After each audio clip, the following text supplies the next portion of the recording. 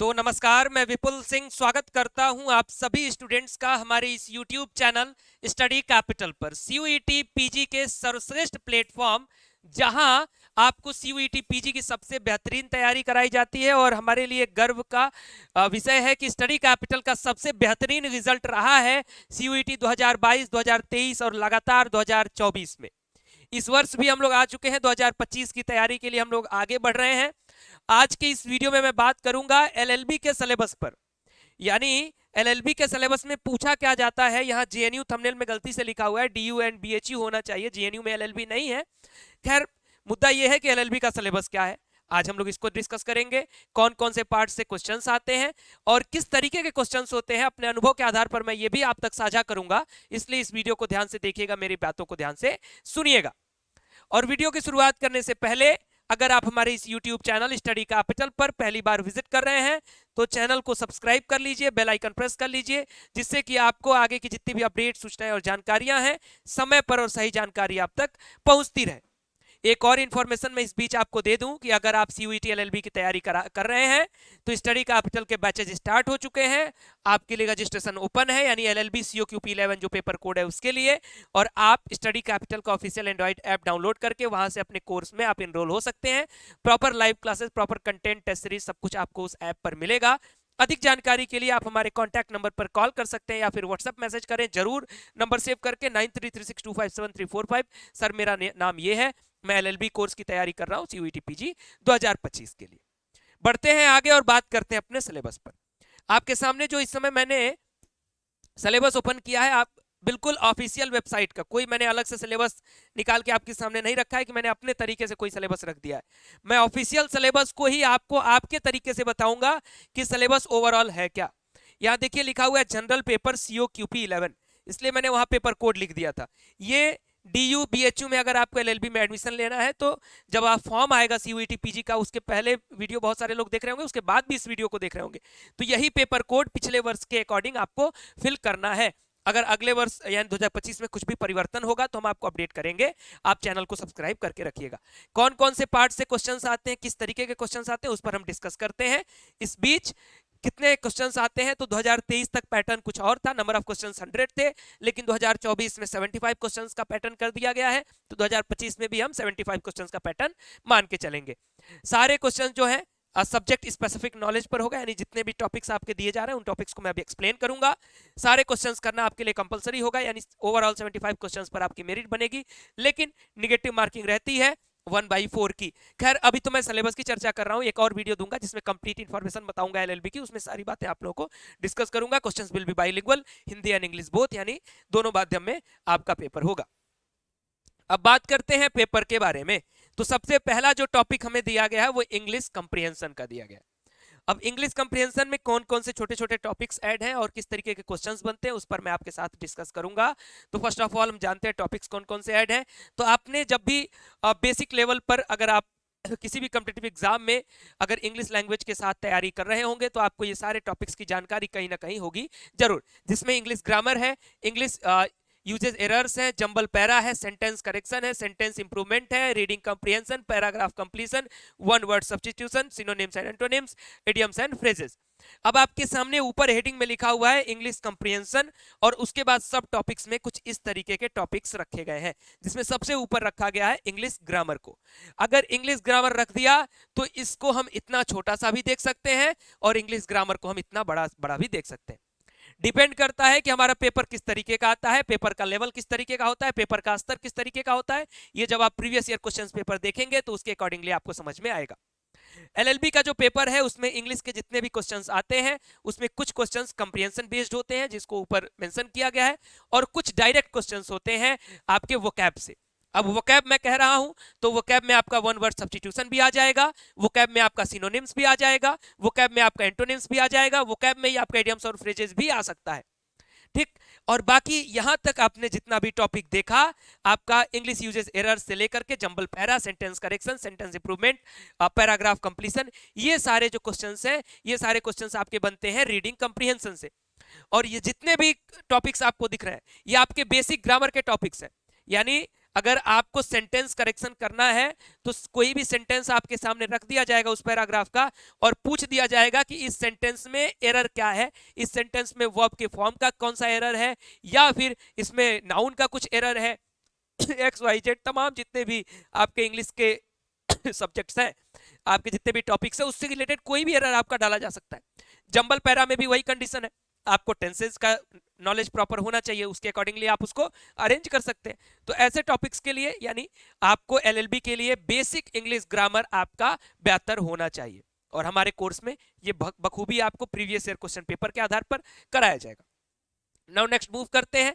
आप सभी अगर चाहें तो स्क्रीनशॉट ले लें अपने टॉपिक को समझने के लिए, क्योंकि इसमें टॉपिक को बहुत ज्यादा समझाया नहीं गया है। अब इंग्लिश ग्रामर लिख दिया तो इंग्लिश ग्रामर के सारे टॉपिक्स आ गए, तो जितना दिया गया मैं उसके आधार पर आपको बता रहा हूं। अब हमारे सामने आ गया है हिंदी पाठ बोधन, यानी हिंदी लैंग्वेज का जो सब्जेक्ट होगा वो किस तरीके का होगा। तो हिंदी व्याकरण, अशुद्ध प्रयोग, परिच्छेद का उचित क्रम, वाक्य शुद्धि, वाक्य परिष्कार, पाठ बोधन, वाक्य की पूर्णता, अनेक शब्द के लिए एक शब्द, समानार्थी एवं विलोम, मुहावरे एवं कहावतें। ठीक जो इंग्लिश में दिया गया है उसी का एक तरीके से हम कहें तो ट्रांसलेट करके हिंदी का सिलेबस दे दिया गया है, और हिंदी का सिलेबस में भी ऊपर लिख दिया गया है कंप्रीहेंशन, और एक जो पहला टॉपिक रख दिया गया उसमें हिंदी व्याकरण। अब जब हम हिंदी व्याकरण का भी नाम लेते हैं तो उसमें हर प्रकार की बातें आ जाती हैं, चाहे आप वर्ण विचार की बात कर रहे हो, चाहे आप शब्द विचार की बात कर रहे हो, चाहे आप वाक्य विचार की बात कर रहे हो, चाहे आप भाषा की बात कर रहे हो, चाहे आप व्याकरण के शुरुआत की बात कर रहे हो, चाहे आप छोटे छोटे टॉपिक्स विलोम, समानार्थी, ये सारे जो अनेक शब्दों के लिए एक शब्द है इसकी चर्चा आप कर रहे हो, ये सारे हिंदी व्याकरण में कहीं ना कहीं समाहित हो जाते हैं।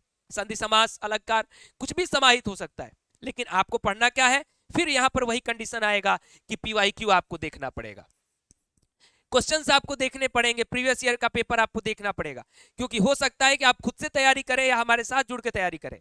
आपको हो सकता है जिद हो जाए कि सर मुझे आप अलंकार भी पढ़ाइए, और अगर हमने पेपर देखा कि अलंकार में पिछले 3 वर्षों में एक भी प्रश्न नहीं पूछा गया है, तो अलंकार पर अगर हम बहुत ज्यादा समय देंगे तो वो क्या होगा, सिर्फ समय का वेस्टेज होगा, टाइम का वेस्टेज होगा। इसलिए हम बिल्कुल पैटर्न के आधार पर चलेंगे, क्योंकि सीयूईटी पीजी में अगर हम आपको एलएलबी के लिए पढ़ा रहे हैं तो हमारा टारगेट है आपको बीएचयू और डीयू जैसे यूनिवर्सिटीज दिलाना, न कि आपको हिंदी का ज्ञाता बनाना। सिंपल सा मैं एकदम क्लियर कॉन्सेप्ट बताता हूं, अपने मेंटर्स के साथ भी हम इस बात को डिस्कस करते हैं, आपके साथ भी हम इस बात को डिस्कस कर रहे हैं कि हम अपने ज्ञान को आपके ऊपर थोपेंगे नहीं, बल्कि परीक्षा के पैटर्न को देखते हुए हम आपकी तैयारी कराएंगे। नाउ मूव करते हैं नेक्स्ट टॉपिक पर। ये हमने बात किया इंग्लिश लैंग्वेज का, फिर हमने बात किया हिंदी लैंग्वेज का। अब हमारे सामने है general knowledge and awareness. General knowledge and awareness के जितने भी टॉपिक्स हैं, चाहे आप हिंदी माध्यम के या फिर इंग्लिश माध्यम के, टॉपिक्स को सुन लीजिए, फिर मैं इसको भी इलैबोरेट करता हूं। अब जीके या फिर जीए, जनरल नॉलेज या फिर जनरल अवेयरनेस, इसमें टॉपिक्स कौन कौन से रखे गए हैं। लिटरेचर कहा है इन्होंने, हिस्ट्री कहा है, इंडियन कॉन्स्टिट्यूशन कहा है, पर्सनालिटीज कहा है, स्पोर्ट्स कहा है, नेशनल एंड इंटरनेशनल इकोनॉमी कहा है, इकोनॉमिक्स कहा है, साइंस कहा है, पॉलिटिक्स कहा है, लीगल अवेयरनेस कहा है, ट्रेड अवेयरनेस कह दिया, ज्योग्राफी कह दिया, कल्चर कह दिया। अगर इतने टॉपिक्स लिख दिए तो जीके का या जनरल अवेयरनेस का कोई भी मुद्दा बचा क्या। यूपीएससी के भी अगर सिलेबस को आप उठा लेंगे तो इसमें से जो जीके का पेपर होता है यूपीएससी का, उसमें कोई भी टॉपिक इससे अधिक है नहीं। ये सारे टॉपिक्स को मिला करके ही यूपीएससी की भी किताबें तैयार हो जाती हैं। तो आपको क्या यूपीएससी के लेवल की तैयारी करनी पड़ेगी? क्या आप ग्रेजुएशन करते हुए उस लेवल की तैयारी करेंगे? क्या आप लक्ष्मीकांत पढ़ने जाएंगे? नहीं, आपको उसकी आवश्यकता नहीं है। अब मैं बताता हूं पेपर किस तरीके का आता है जनरल नॉलेज का। आप जनरल नॉलेज के पेपर को देखेंगे तो 22 से 25 सवाल आपको देखने को मिलेगा अगर जीके का, तो उस सवाल में से 3 से 4 क्वेश्चंस आपको करंट अफेयर्स से देखने को मिलेंगे। उसके बाद 5 से 7 क्वेश्चंस आपको स्टैटिक जीके से देखने को मिलेंगे। स्टैटिक जीके में कोई भी टॉपिक हो सकता है आपका, जैसे ये पर्सनालिटीज की मैं चर्चा करूं तो ये स्टैटिक जीके में जुड़ सकता है। उसके बाद पॉलिटिक्स से कुछ सवाल आपके स्टैटिक जीके में जुड़ सकते हैं। आपके कॉन्स्टिट्यूशन से भी अगर हम स्टैटिक जीके में सवाल को जोड़ सकते हैं, ऐसे बहुत सारे सवाल हम जोड़ सकते हैं। बाकी आपका हिस्ट्री लिख दिया, इंडियन। आपको अगर मैं कहूं तो जीके के लिए भी आपको जितने भी बेसिक्स हैं, आप लोगों ने एक पुस्तक का नाम सुना होगा, लूसेंट, बड़ी फेमस पुस्तक है, चाहे वनडे एग्जाम्स की तैयारी कर रहे हो या फिर किसी भी एग्जाम की हम तैयारी कर रहे हो, तो उसके लेवल का वो एनफ लेवल है आपको उस चीज को तैयार रखने का। लेकिन आज के जमाने में पेपर का पैटर्न वो लूसेंट और वो घटना चक्र जैसा ही नहीं रह गया है। आपको स्मार्ट लेवल पर तैयारी करनी पड़ेगी। किस तरीके के क्वेश्चंस पूछे जाते हैं? अब सबसे ज्यादा टॉपिक पर जो बवाल छिड़ता है वो है legal awareness and trade awareness. ये दोनों टॉपिक एक बड़े टॉपिक है। जब स्टूडेंट एलएलबी का सिलेबस देखता है और वो कहता है कि सर मुझे लीगल अवेयरनेस की डिटेल क्लासेस चाहिए, मुझे ट्रेड अवेयरनेस की डिटेल क्लासेस चाहिए, तो हमें दुख इस बात का होता है कि मैं आपको समझाऊं कैसे कि लीगल अवेयरनेस और ट्रेड अवेयरनेस इंपॉर्टेंस कितना रखता है। चलिए इसके इंपॉर्टेंस की अगर मैं चर्चा करूं तो 2023 में नंबर ऑफ क्वेश्चंस 0, यानी एक भी सवाल लीगल अवेयरनेस से नहीं था। लेकिन आपको सिलेबस में दिया है तो पढ़ना तो पड़ेगा, लेकिन पढ़ने का स्तर आपको डिसाइड करके हम देंगे अपने कोर्स में। क्योंकि आप देखिए जितने भी टॉपिक्स दिए ना, अगर आप इन टॉपिक को पढ़ने लग जाएंगे तो मैं नहीं मानता कि आप 3 महीने में इस सिलेबस को पूरा कर पाएंगे, 6 महीने में पूरा कर पाएंगे, या फिर साल भर में भी नहीं पूरा कर पाएंगे। जितनी आवश्यकता है उतना पढ़िएगा। लिटरेचर अगर लिख दिया है तो लिटरेचर के इंपॉर्टेंट कथन, इंपॉर्टेंट किताबें, उनके ऑथर्स, इसके बारे में आप पढ़ेंगे। अगर हिस्ट्री के बारे में लिखा है तो जो हमारा प्राचीन भारत, मध्यकालीन भारत और आधुनिक भारत का जो इतिहास है, उसके जो मोटी मोटा टॉपिक्स हैं, कौन सा युद्ध कहाँ हुआ, प्रमुख रूप से किस सन में हुआ, ऐसे क्वेश्चन ही आप पढ़ेंगे। बस इतनी ही आपकी आवश्यकता है। कौन सा आंदोलन किस समय हुआ, किसने उसका नेतृत्व किया, इन टॉपिक्स को आप पढ़ेंगे। इंडियन कॉन्स्टिट्यूशन पर हम आ जाए तो जो प्रमुख टॉपिक्स हैं, हमारे आर्टिकल्स हैं, हमारे संविधान के जो प्रमुख आर्टिकल्स हैं, और खास करके संविधान में जो नई चीजें, जो जितने भी नए आपके सिनेरियो चल रहा है, जैसे 370 पर कुछ दिनों पहले चर्चा चली, 377 पर कुछ दिनों पहले चर्चा चली, तो ऐसे क्वेश्चंस एनटीए आपके लिए उठा करके लाता है। तो आपको इस पर वर्क करना होगा, इस कॉन्सेप्ट पर आपको ध्यान देना होगा, ना कि आपको पूरा इंडियन कॉन्स्टिट्यूशन यानी ऐसा नहीं पूरा संविधान उठा करके नहीं पढ़ने लगना है। पर्सनालिटीज पर जो फेमस पर्सनालिटीज हैं उनके विषय में आप कहीं से भी पढ़ सकते हैं, अपने अकॉर्डिंग पढ़ सकते हैं, जितनी आवश्यकता उतना पढ़ना है। स्पोर्ट्स के विषय में अभी ओलंपिक्स हुए हैं, ओलंपिक्स से रिलेटेड सवाल आएंगे, T20 वर्ल्ड कप हुआ उससे रिलेटेड सवाल आ सकता है, हो सकता है आईपीएल से भी सवाल आ जाए। तो जो बेसिक्स हैं स्पोर्ट्स के करंट से रिलेटेड आप उनको पढ़ेंगे। नेशनल एंड इंटरनेशनल इकोनॉमी में क्या स्थिति चल रही है किसकी, इसको आप पढ़ेंगे। किसकी करेंसी कौन सी है, इसके बारे में आप पढ़ेंगे।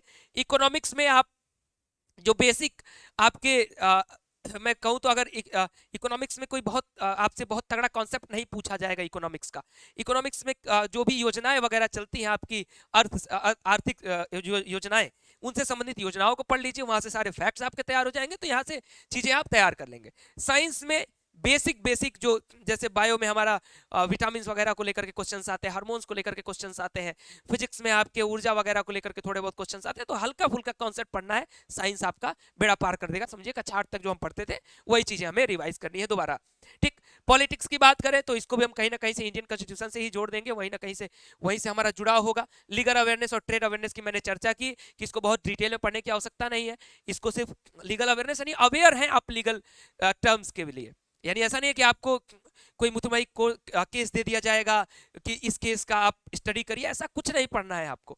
इसमें सिर्फ जो इंपॉर्टेंट केसेस, जैसे सुप्रीम कोर्ट में अगर कोई लेटेस्ट में हमारे एग्जाम से 6 महीने पहले कोई ऐसा केस गया जो देश के लिए मिसाल बना, कुछ चेंजेस हुए हमारे संविधान में, कुछ उसके थ्रू चेंज होने की संभावना है, तो वैसे केसेस के सवाल आपसे पूछे जा सकते हैं, तो दैट इज लीगल अवेयरनेस। ठीक उसी प्रकार से ट्रेड अवेयरनेस, ज्योग्राफी हम सभी जानते हैं अपने थोड़े बहुत, जो भी हमारे स्ट्रक्चर है, जो भी हमारा भूभाग है, अपने सोलर सिस्टम के बारे में हमने पढ़ लिया, अपने नदियों के बारे में हमने पढ़ लिया, अपने भूभाग के सीमाओं के बारे में हमने पढ़ लिया, वहां से हमारे ज्योग्राफी के क्वेश्चंस तैयार हो जाएंगे। ठीक, कल्चर यानी हमारी संस्कृति के बारे में, जैसे हमारे इस राज्य का, जैसे मैं बात करूं नौटंकी, नौटंकी आपसे पूछ दिया जाएगा कि किस प्रदेश की नाट्य विधा है, तो आप कहेंगे उत्तर प्रदेश। तो ऐसे क्वेश्चंस आपको पढ़ने होंगे, यानी हमारे कल्चर से रिलेटेड, हमारे भाषाओं से रिलेटेड, या फिर इस तरीके से जो भी हमारा कल्चर बना हुआ है उसके आधार पर आप किसको पढ़ेंगे, कल्चर। यानी जीके जनरल अवेयरनेस एक बहुत बड़ा टॉपिक है, लेकिन सवाल यहाँ से कितने आएंगे, 20 से 22 सवाल। टॉपिक्स कितने हैं, लगभग 2, 4, 6, 8, 10, 12, 13 टॉपिक इस तरीके से दिया गया है। यानी अगर एक एक टॉपिक से सवाल उठाना भी शुरू करें तो 2 सवाल भी एक टॉपिक से नहीं रख पाएंगे। तो अगर एक टॉपिक से 2 सवाल भी नहीं रख पा रहे हैं ऑब्जेक्टिव क्वेश्चंस में, तो आपको किस लेवल में पढ़ना है, किस अप्रोच के साथ पढ़ना है, ये बेहद ही आपको ध्यान रखना होगा। नहीं तो आप, चूंकि एनटीए जो सिलेबस देती है उसमें वो इस तरीके से लिख देती है कि आप कोई भी सवाल ना उठा पाए, टॉपिक कहीं से भी पूछ दिया जाए, तो आपको ये टारगेट करके चलना है कि मुझे टॉप यूनिवर्सिटीज, देखिए अगर आपके 75 क्वेश्चंस आते हैं तो इसकी गारंटी बिल्कुल नहीं है कि आपको 75 में 75 सवाल कंफर्म आ रहे होंगे। मुझे ये पता है कि अगर आप बहुत अच्छा पढ़ के गए होंगे तब भी आप 60 से 65 सवालों पर 100% कंफर्म होंगे कि हाँ इसका मैं उत्तर बिल्कुल जानता हूं। उसमें 10 ऐसे सवाल होंगे जिसमें आप कंफ्यूज होंगे, और 5 ऐसे सवाल भी होंगे जो कि आपको बिल्कुल नहीं पता होगा, या तो आप उसको छोड़ देंगे या फिर आप उसमें तुक्का लगाएंगे। तो इस चीज को ईमानदारी से स्वीकार करिएगा, घबराने की आवश्यकता नहीं होनी चाहिए। ये सारी बातें मैं आपको जानबूझ करके पेपर से पहले बता दे रहा हूं, क्योंकि ये पेपर की सच्चाई है। क्योंकि बहुत सारे लोग जब आपको सिलेबस बताते हैं तो कहेंगे अब जाओ चलो मैं तुमको, जैसे अगर कोई लीगल अवेयरनेस का टीचर होगा तो वो कहेगा एलएलबी के सिलेबस में पहले लीगल अवेयरनेस ही पढ़ो, चाहे भले ही 2023 में एक भी सवाल नहीं आया। तो उसको पढ़ करके हम पूरा माथा लगा करके क्या फायदा।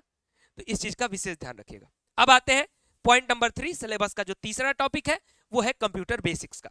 अब इसको साफ साफ लिख ही दिया है कंप्यूटर बेसिक्स, तो ज्यादा सोचने की आवश्यकता नहीं है। कौन कौन से टॉपिक मेंशन है इस पर मैं आ जाता हूं, तो समझ लीजिएगा। Fundamentals of computer, computer abbreviation, computer shortcut keys, Microsoft Windows, Microsoft office, MS word, type of computer, storage devices, hardware and software, input and output, internet, computer network, website, web browsers, computer virus, important computer related terms, ये सारे topics आपके computer basics में आएंगे। अब मैं previous year paper की थोड़ी सी चर्चा आपके सामने रख देता हूं कि कंप्यूटर में सबसे ज्यादा सवाल पिछले वर्ष किससे पूछे गए। तो जहां तक मैंने पेपर को देखा है और जहां तक मैंने रियलाइज किया, जहां तक मुझे अभी याद है, क्योंकि मैंने पिछले साल का जब पेपर हुआ था तुरंत बाद ही मैंने पेपर स्टूडेंट से सवाल पूछा था कि कौन कौन से टॉपिक से सवाल ज्यादा आ रहा है, तो सबसे ज्यादा जो सवाल मुझे देखने को मिला था वो कंप्यूटर के वायरसेस से था। जैसे मान लीजिए आपके सामने लिखा कि निम्न में से कौन सा कंप्यूटर का वायरस है, और 4 ऑप्शंस आपके सामने दे दिए गए, उसमें से 3 जो है कंप्यूटर का वायरस नहीं है, एक कंप्यूटर का वायरस है, तो ऐसे सवाल पूछ देगा। या फिर कोई कंप्यूटर का वायरस दे करके उससे कौन सी समस्याएं आती हैं, या फिर उसका निदान क्या है, या फिर उसका कट क्या है, तो उस पर डिपेंड करता है। तो वायरस के क्वेश्चन सबसे ज्यादा देखने को मिले। शॉर्टकट कीज के कुछ क्वेश्चंस आपको देखने को मिल सकते हैं कंप्यूटर बेसिक्स से। उसके बाद बाकी जो टॉपिक्स दिए हैं, जैसे फुल फॉर्म्स, आपको कंप्यूटर के काफी टर्म्स के फुल फॉर्म्स पूछ सकते हैं। बहुत गिरा हुआ क्वेश्चन पूछ देगा तो आपको हार्डवेयर एंड सॉफ्टवेयर में कुछ नाम पूछ सकता है, इनपुट एंड आउटपुट डिवाइसेस का नाम पूछ सकता है, ऐसे भी सवाल एक आध आ जाते हैं। तो ये कंप्यूटर बेसिक का इतना बड़ा देख करके स्ट्रक्चर, ये नहीं घबरा जाना है कि भैया अब तो मुझे एडीसीए, ओ लेवल्स, C++, जावा, पाइथन सब देखना पड़ेगा, पढ़ना पड़ेगा ना, इसकी कोई आवश्यकता नहीं है। हम आपको कंप्यूटर की क्लासेस कुछ 10 से 15 ऐसी क्लासेस देंगे जिसमें आपके मैक्स टू मैक्स क्वेश्चंस, क्योंकि कंप्यूटर में बहुत ज्यादा बाहर के क्वेश्चंस नहीं आएंगे, इसकी गारंटी है। तो जितने भी आपको पढ़ा दिया जाएगा उतना हो जाएगा, और लगभग हम आपको 500 एमसीक्यूज कंप्यूटर का प्रोवाइड करा देंगे। उन एमसीक्यूज को पढ़ लीजिएगा, उनको सिर्फ एक बार आप टिक लगा लेंगे कि हाँ मैंने पढ़ लिया है दिमाग से, बस इतना कंप्यूटर बेसिक के लिए इनफ है। क्योंकि आपको एलएलबी करने में कंप्यूटर नहीं पढ़ना है जाकर के वहां पे, ठीक। और ये सब जरूरी नहीं है कि अगर आपको शॉर्टकट कीज नहीं पता है तो आप लॉयर नहीं बन सकते या जज नहीं बन सकते, आपका काम शॉर्टकट कीज चलाना नहीं है, लेकिन पेपर में है तो भाई उसको देख लेते हैं। Point number 4, general aptitude, logical reasoning में दोनों टॉपिक्स दिए गए, ठीक। तो सबसे पहले जनरल एप्टीट्यूड की बात करते हैं, लॉजिकल रीजनिंग को नेक्स्ट पॉइंट पर देखते हैं। तो ये क्लॉक है, कैलेंडर है, एवरेज है, सिंप्लीफिकेशन है, problem on edges, numbers and train, ये सारे जो टॉपिक्स हैं ये आपने कहीं ना कहीं सुना होगा। अगर नहीं सुना है तो कमेंट बॉक्स में बताइएगा सर मैंने नाम भी नहीं सुना है, ठीक। नाम तो जरूर सुने होंगे। LCM, HCF, percentage, profit and loss, जो हिंदी माध्यम के विद्यार्थी होंगे वो आप गूगल पर भी सर्च कर लीजिएगा। जैसे अगर मैं बात करूं एलसीएम एंड एचसीएफ यानी लघुत्तम समापवर्त, महत्तम समापवर्त, परसेंटेज है तो आपका प्रतिशत, इस तरीके से प्रॉफिट लॉस है तो लाभ एंड हानि, तो इस तरीके से आप चाहेंगे तो इसको ट्रांसलेट कर लीजिएगा। वैसे मुझे नहीं लगता है हिंदी माध्यम के विद्यार्थी होंगे, तो टॉपिक के देख करके तो पता चल ही जाएगा कि हाँ हिंदी में इसका नाम क्या है, ठीक। Partnership, compound interest, ratio and proportion, simple interest, time and work, pipe and system, time and distance, stock and shares, discount, bankers discount, geometry and mensuration, sets and union, permutation and combination, mixture and allegation, area, volume and surface area. ये एक बृहद topic है आपका। Overall अगर मैं इसको general maths का नाम दे दूं, मैं इसको जनरल एप्टीट्यूड का नाम दे दूं, जो भी नाम दे दूं, एक बृहद टॉपिक है। नंबर ऑफ क्वेश्चंस भी अच्छे खासे मात्रा में, यानी अगर मैं कहूं तो आपके पेपर का लगभग 25% हिस्सा ये टॉपिक कवर करता है। लेकिन इस टॉपिक में भी आपको बेहद ही सावधानी के साथ चलना होगा कि आपको एसएससी सीजीएल के मेंस की तैयारी इसमें नहीं करनी है। ये सारे टॉपिक्स आपने देख करके आपको ये समझ में आया होगा कि ये तो एसएससी का पूरा सिलेबस उठा करके रख दिया गया है मैथ्स का, तो क्या सर मुझे इस लेवल की तैयारी करनी होगी? नहीं, मैंने मैथ्स का भी पेपर देखा है प्रीवियस ईयर का, बेहद ही बेसिक क्वेश्चंस आते हैं मैथ में, इसकी गारंटी मैं आपको देता हूं।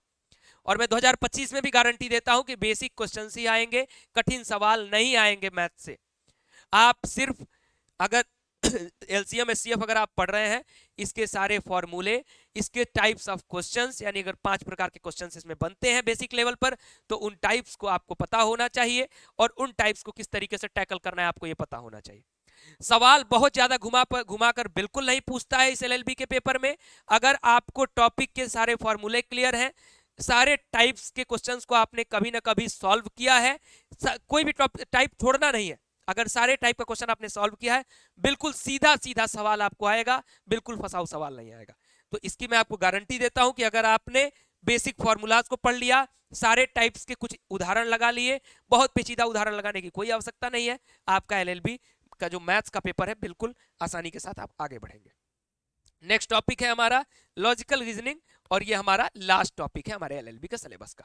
इसमें जो पॉइंट्स हमारे हैं उसमें है ranking test, linear arrangement, matrix arrangement, sequencing, statement arguments, cause and effects, statement and assumption, statement and conclusion, number series, blood relationship, coding and decoding, inference, non verbal reasoning, analogy test, symbol based problems, direction and distance test, analytical reasoning. अब ये सारे topic भी आपको logical reasoning में ला करके रख दिए गए, तो इन सारे टॉपिक्स को भी आपको पढ़ना होगा। ये सारे टॉपिक्स आप नोट कर लीजिए, और इन टॉपिक्स में मैं एक बार फिर से आपको बार बार रिमाइंड करा रहा हूं कि आपको लेवल पढ़ना है समझ करके, लेकिन टॉपिक सारे पढ़ने हैं, क्योंकि कहीं पर भी ये गारंटी लिख करके नहीं रखा गया है कि कल को कोडिंग डिकोडिंग से अगर 2 सवाल पूछ दिया गया, हो सकता है एनालॉजी से 0 सवाल कर दे, हो सकता है यहां से 2 कर दे तो यहां से 0 कर दे। तो ये संभावना पेपर आप नहीं बना रहे हैं, ना ही पेपर मैं बना रहा हूं कि इस चीज की मैं आपको गारंटी दे दूं कि यहां से आएगा यहां से नहीं आएगा। लेकिन स्तर जो है पेपर का वो हमेशा लगभग बराबर रहेगा। और पिछले वर्षों के पेपर को जितना हमने देखा है, 2022 से ही हम एलएलबी का पेपर देख रहे हैं, इसके पहले भी स्टडी कैपिटल 2020 से ही अलग अलग यूनिवर्सिटी एंट्रेंसेस की तैयारी करा रहा है, और सीयूईटी पीजी में तभी हम नंबर 1 है। ठीक, तो हमने पेपर को देखा है, एनालाइज किया है, आपके जितने भी मेंटोर्स हैं, एक्सपीरियंस मेंटोर्स हैं, जिनका ऑलरेडी बीएचयू डीयू जैसे जो जिसका आपका सपना रहता है एलएलबी का, उन्होंने एंट्रेंस एग्जाम निकाल करके सामने प्रूफ किया है टॉप रैंक्स के साथ। भले ही उन्होंने एलएलबी नहीं किया, लेकिन आप सभी के लिए उन्होंने पेपर दिया, निकाला, लेकिन सीट नहीं लिया, सीट नहीं वेस्ट किया, लेकिन आपके सामने रिजल्ट उन्होंने दिया।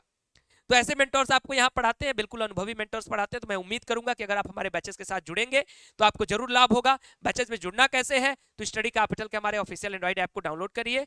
एक बेसिक प्राइस पर, फिक्स प्राइस पर आप कोर्स को ज्वाइन करेंगे, और लगातार वो कोर्स आपके लिए टिल एग्जामिनेशन रहेगा। तो फिलहाल इस वीडियो को मैं यहीं पर एंड करूंगा। अधिक जानकारी के लिए आप हमें कांटेक्ट भी कर सकते हैं। हमारा व्हाट्सएप नंबर है 9336257345। यहाँ सभी स्टूडेंट्स अपना नाम सेंड करें, मुझे सीयूईटी एलएलबी 2025 की तैयारी करनी है, तो हमारी टीम आपका नंबर सेव रखेगी। फर्दर जो इन्फॉर्मेशन होंगी वो भी आपको समय समय पर मिलती रहेगी। उसके लिए चैनल को सब्सक्राइब करिएगा, बेल आइकन प्रेस करके रखिएगा। फिलहाल इस वीडियो में इतना ही। बहुत बहुत धन्यवाद, नमस्कार।